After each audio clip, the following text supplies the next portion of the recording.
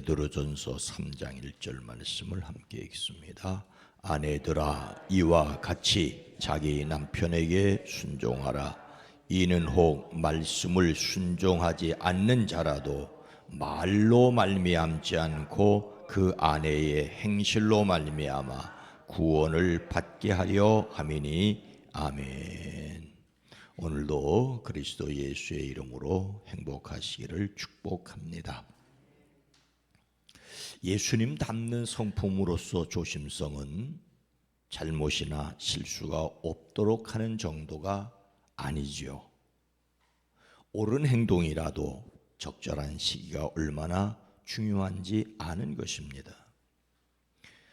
예수님께서는 거룩한 것을 개에게 주지 말며 너희 진주를 돼지 앞에 던지지 말라. 왜요? 그들이 그것을 발로 밟고 돌이켜 너희를 찢어 상하게 할까 깊이 생각하라고 하십니다. 욥과 그 세 친구가 말할 때 엘리후는 그들 나이가 자기보다 여러 해 위므로 말하기를 참았습니다. 말하기를 가리고 기다리는 것이 지혜입니다. 오늘 말씀은 조심성을 위하여 하나님의 능력으로 적절한 때를 가려 말한다는 서신서의 내용입니다. 사도 베드로가 세상에서 나그네 삶을 사는 이들에게 주시는 말씀이지요. 사도 베드로는 오늘날 모든 관계에 적용되는 내용입니다만 아내들에게 자기 남편에게 어떻게 하라고 말하고 있습니까? 1절 전반절입니다. 아내들아 이와 같이 자기 남편에게 순종하라. 오늘 말씀은 아내들에게 남편에게 순종하라고 하십니다. 이 말씀만 떼어서 생각하면 요즘이 어느 시대인데 이런 말 하느냐고 할 수 있습니다. 이 말을 근거로 아내 윽박지르는 남편은 없을 것입니다. 하지만 이 말씀은 상당히 심각하고 오늘을 살아가는 모든 그리스도인들이 마음에 새겨야 할 내용입니다. 먼저 이와 같이라는 말을 생각해야 합니다. 이와 같이는 무엇과 같이 또는 누와 같이라는 말입니까? 오늘 본문 말씀 앞에 2장 11절은 사랑하는 자들아 거류민과 나그네 같은 너희를 권하노니 영혼을 거슬러 싸우는 육체의 정욕을 제어하라. 육체의 정욕을 제어하라고 하십니다. 모든 그리스도인들에게 정욕을 조절해야 할 것을 말씀하십니다.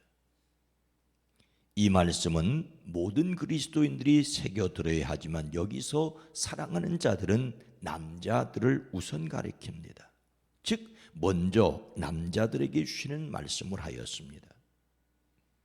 이어서 18절은 사환들아 범사에 두려워함으로 주인들에게 순종하되 선하고 관용하는 자들에게만 아니라 또한 까다로운 자들에게도 그리하라고 하였습니다.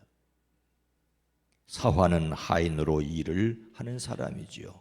하지만 오늘날 적용하자면 회사원, 노동자들 뿐만 아니라 사회 속에서 어떤 역할을 맡아서 다른 이들과 더불어 일하는 사람을 가리킨다고 볼 수 있습니다. 이렇게 앞서 남자들과 사환들에게 주시는 말을 하고 나서 이번에는 남편이 있는 여성들에게 주시는 말씀을 하기에 이와 같이라고 하십니다. 여성 또는 아내들에게만 의무를 요구하는 것이 아니라 모든 사람에게 각각 그들이 세상을 살아가며 조심해야 할 것을 말씀하는 가운데 아내들에게 이렇게 말합니다. 근데 이어지는 말씀 내용을 보면 예수님 믿지 않는 남편을 둔 믿는 아내에게 할 일을 이야기하는 것임을 알 수 있습니다. 이것은 예수님 믿지 않는 사람이 많은 세상에서 그리스도인들이 예수님을 믿지 않은 사람들이 있는 직장에서 먼저 믿은 사람들이 반드시 들어야 할 내용입니다. 그것은 순종하라는 것이지요. 요즘 같은 세상에서 순종하라는 말은 많은 사람에게 거슬릴 수 있습니다. 왜요? 거역하는 것이 본성이기 때문이고 거절하는 것이 자유라고 느끼는 세상이기 때문입니다. 여기서 순종한다는 말은 아래에 있다는 말과 정돈한다는 말이 합쳐서 이루어졌습니다. 아래에 정돈한다, 아래에 선다, 다른 사람 아래에 들어간다는 것이니 복종하고 따르는 것입니다. 근데 여러분, 영어에서 이해한다는 말이 언더, 아래, 스탠드, 언더스탠드, 아래에 선다는 뜻이니 그리 나쁜 뜻만은 아닙니다. 겸손하게 배우려는 자세라고 할 수도 있습니다. 순종한다는 말도 자기 자리를 알고 있어야 할 자리에 있는 것이라고 할 수 있습니다. 물론 저마다 나를 따르라는 세상이고 누군가 내 말 들어라 하면 기분 나빠하는 세상이니 참 순종하기가 어렵지요. 거역하는 세상에서 거슬리는 말일 수 있습니다. 하지만 그렇기 때문에 그리스도인들은 오히려 순종을 배워야 합니다.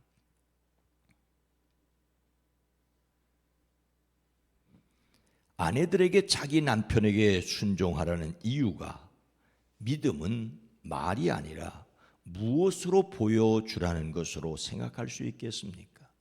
1절 후반절입니다. 이는 혹 말씀을 순종하지 않는 자라도 말로 말미암지 않고 그 아내의 행실로 말미암아 구원을 받게 하려 함이니.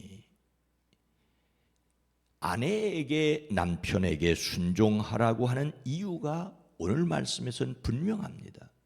비록 말씀에 복종하지 않는 남편일지라도 말을 하지 않고도 아내 여러분의 행실로 말미암아 구원을 얻게 될 것입니다라고 세번역은 말하고 있습니다. 즉 순종해야 할 이유가 다른 사람의 영혼을 구원하기 위해서라고 말씀하고 있습니다.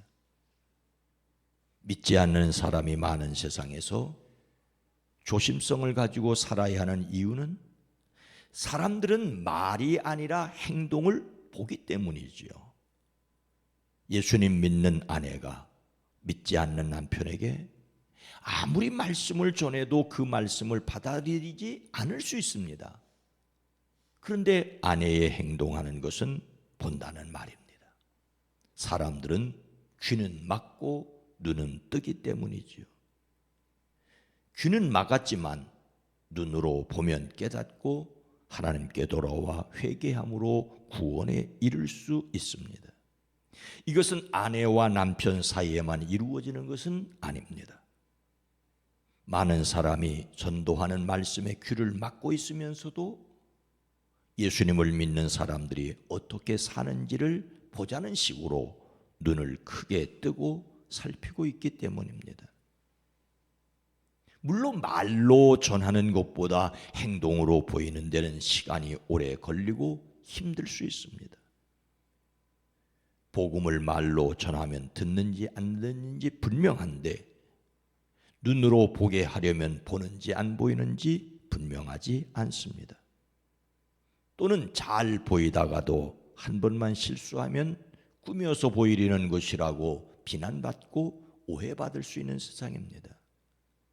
그러니 우리는 사람에게 단지 보이기 위해서가 아니라 끊임없이 예수님을 닮는 인격이어야 합니다. 예수님을 믿음으로 성령님을 모시고 사는 사람에게 자연스럽게 성령이 드러나는 인격이어야 합니다. 보이려고 행동하는 것이 아니라 삶으로 드러나야 합니다. 그래서 우리는 예수님을 닮는 사람, 완전을 지향해야 합니다. 물론 그렇게 해서 어떻게 완벽한 인간이란 있을 수 없는데 어떻게 어느 천년에 전도할 수 있겠느냐고 말할 수 있습니다. 조급하고 답답할 수 있습니다. 그러나 사람의 방법이 아니라 하나님의 방법을 따르려는 수고가 바로 조심성입니다. 우리 마음에 드느냐 안 드느냐, 우리가 할 수 있느냐 없느냐가 아니라 하나님의 방법이냐 아니냐가 중요합니다. 단지 보이기 위해서만이 아니라 하늘에 속한 사람으로 살아야 합니다. 예수님은 우리에게 세상의 소금이라고 세상의 빛이라고 말씀하신 다음에 이와 같이 너희 빛이 사람 앞에 비치게 하여 너희로 그들로 너희 착한 행실을 보고 하늘에 계신 너희 아버지께 영광을 돌리게 하라고 말씀하고 있습니다. 주님의 말씀이기 때문에 따라야 합니다. 귀를 막고 듣지 않으려면서도 눈을 뜨고 어떻게 하는지 보겠다는 세상입니다. 성령님께서 그들의 마음을 열어 회개하고 예수님을 믿고 구원받게 하십니다. 우리는 성령님의 통로로서 행실을 바르게 해야 합니다. 바른 행동, 쉽지 않지만 성령을 의지하는 사람이기를 소망합니다. 오늘 말씀을 마음에 새기고 사람 구원을 위하여 말이 아니라 행동을 보여주기 위해 실천할 것이 무엇이겠습니까? 오늘 말씀에 이어 2절은 너희의 두려워하며 정결한 행실을 봄이라 라고 하였습니다. 경건하고 순결한 행실을 보고 그렇게 될 것이라고 하시지요. 여기서 두려워한다는 말은 하나님을 예배하는 삶입니다. 정결한 행실은 신앙적으로 단순하고 순수한 삶이라고 할 수 있습니다. 신앙인은 철저하게 하나님 앞에 서야 합니다. 말끝마다 하나님의 뜻을 달고 다니면서도 자기들과 다를 바 없이 행동하는 사람을 세상 사람들은 결코 존경하지 않습니다. 우리가 말과 행동이 다른 사람을 보면 혀를 차는 것처럼 세상 사람들 역시 그리스도인들을 보며 혀를 찰 수 있습니다. 그러니 바로 살아야 하는 일에 도전해야 하지요. 이어서 4절은 오직 마음에 숨은 사람을 온유하고 안정한 심령에 썩지 아니할 것으로 하라. 이는 하나님 앞에서 값진 것이라고 하였습니다. 사람마다 마음에 숨은 사람이 있습니다. 겉으로 온유하게 꾸며도 폭력적인 사람이 제 속에 숨어 있어서 툭툭 튀어나와 폭력적일 수 있습니다. 겉으로 화려하게 보여도 속에 천박한 사람이 숨어 있어 비집고 나와 천박한 말을 할 수 있다는 것입니다. 제 마음에 숨은 사람이 있습니다. 심리학자들은 이들하고 그림자라고 말하죠. 우리 속에 우리 마음에 숨은 사람이 있습니다. 그러니 우리는 자신의 속 사람을 일생단장해 가야 합니다. 우리 안에 계신 성령이 우리 마음에 숨은 사람을 빚어가도록 우리는 말씀과 기도로 순종해야 합니다. 정말 하나님께서 보시기에 값진 인생이 되어야 합니다. 이를 위해서 먼저 은혜, 나를 위하여 이 본성까지도 변화시키기 위해 십자가에서 돌아가신 주님, 그래서 날마다 나는 죽었습니다라고 선언할 뿐만 아니라 성령을 의지하고 주님을 의지하며 살아갑니다라고 고백해야 합니다. 하나님의 자녀답기를 말뿐만 아니라 삶도 거룩함에 도전하는 저와 여러분 모두가 되어지기를 주의 이름으로 축원합니다. 거룩하신 하나님, 자비로우신 주님, 사람들은 귀를 막고 눈을 뜨고 있습니다. 말이 아니라 행동을 본다는 말씀을 듣습니다. 그러나 주님, 우리의 마음속에 숨은 사람이 있어 때로는 폭력적이고 거친 말과 행동이 드러남을 고백합니다. 주여, 마음에 숨은 사람을 온유하고 안정한 심령에 썩지 아니할 것으로 가꾸어 가게 하시되 그리스도의 십자가에서 매일매일 죽고 그리스도 예수의 불구활을 통하여 새 사람으로 삶을 나는 죽고 주님이 살고 있음을 드러내게 하옵소서. 이 일을 위하여 그리스도 예수의 십자가와 은혜를 믿는 믿음의 확신을 가지고 담대하게 나는 죽고 주님이 삽니다라고 고백하며 살아가게 하옵소서. 그래서 믿지 않는 사람들을 말이 아니라 행동으로 구원하는 통로가 되어지게 하옵소서. 오늘 우리의 삶을 지켜주시옵소서. 금요기도회로 모일 때 복되게 하시고 말씀을 들을 뿐만 아니라 기도하고 찬송하며 우리의 심령이 뜨겁게 변화되어 이 세상 속에서 하나님의 역사를 이루어갈 수 있게 하옵소서. 사랑하는 성도들의 가정 일터도 복되게 하옵소서. 질병 중에 있는 이들을 강건케 하옵소서. 이 나라 이 민족 이 백성을 긍휼히 여기시옵소서. 기독교에 대한 감리회력으로 세상에서 다시 빛과 소금이 되어지게 하옵소서. 예수님의 이름으로 간절히 기도드리옵나이다. 아멘. 오늘 말씀을 생각하며 말을 행동으로 보여주게 하옵소서. 숨은 사람을 거룩하게 하옵소서. 복음을 듣고 돌아서는 세상이 되기 위해 기도합니다.